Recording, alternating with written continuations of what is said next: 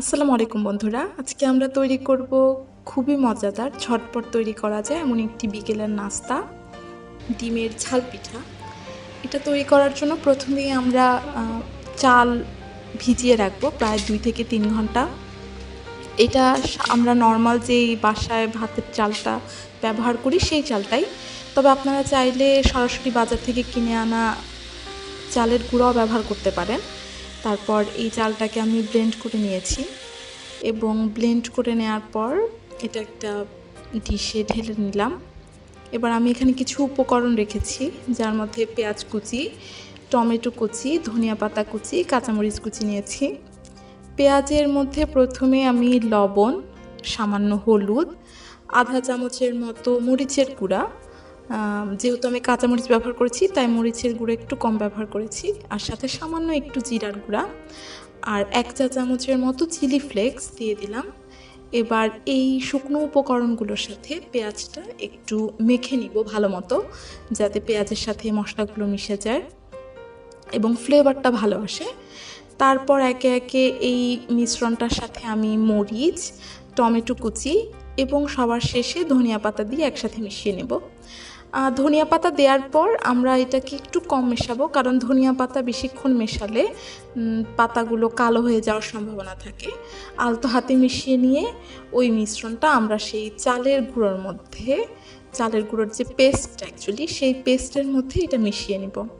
এখানে যদি আপনারা সরাসরি বাজার থেকে কেনা চালের গুঁড়ো ব্যবহার করেন বা চালের গুঁড়োটা যদি শুকনো হয়, তাহলে এখানে চালের গুঁড়োটা মেশানোর পর আধা ঘন্টা বা 1 ঘন্টা রেস্টে রাখলে খুব ভালো একটা রেজাল্ট পাওয়া যাবে। যেহেতু আমার এটা আগে থেকে ভেজানো ছিল চাল, তাই আমি এটাকে আর রেস্টে রাখছি না, আমি সরাসরি নেক্সট স্টেপে চলে যাচ্ছি। এবার এই মিশ্রণটাতে, যেহেতু আমাদের পিঠার নামই ডিমের ঝাল পিঠা, তাই আমরা এখানে ডিম দিতে হবে অবশ্যই। এখানে ডিম দিয়ে নিচ্ছি। এটা ডিম যত বেশি দেওয়া যায় তত মজা লাগে। আমি এই মিশ্রণটার জন্য 3টা ডিম ব্যবহার করেছি। আপনারা চাইলে এর চেয়ে বেশিও ব্যবহার করতে পারেন অথবা এর চেয়ে একটু কমও ব্যবহার করতে পারেন। ডিম দিলে একটা ভালো ফ্লেভার আসে এবং খেতে খুবই নরম মুচমুচে হয়। ডিম দেওয়ার পর এই মিশ্রণটার সাথে আমি ডিমটা আবার ভালো মতো মিশিয়ে নিচ্ছি।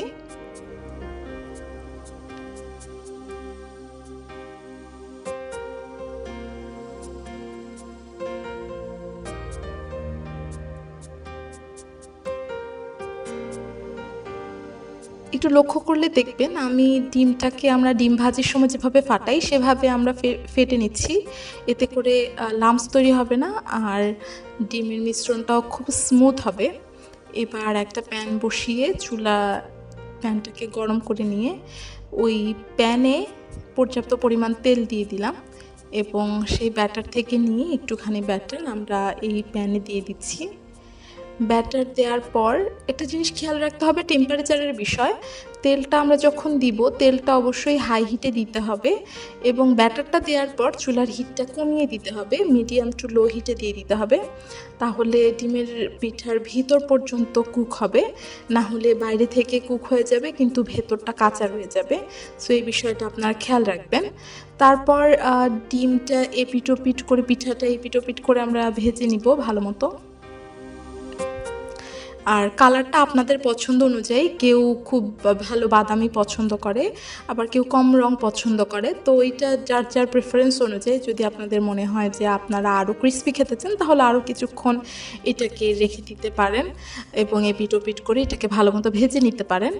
আমার কাছে এই কালারটাই ভালো লাগে, তাই আমি এটা এই অবস্থাতেই একটু তেলটা ঝরিয়ে নিয়ে নামিয়ে নিচ্ছি আর একটা কিচেন টাওয়েলের উপরে রাখছি, যাতে অতিরিক্ত তেলটা টাওয়েলটা অ্যাবজর্ব করে নেয়।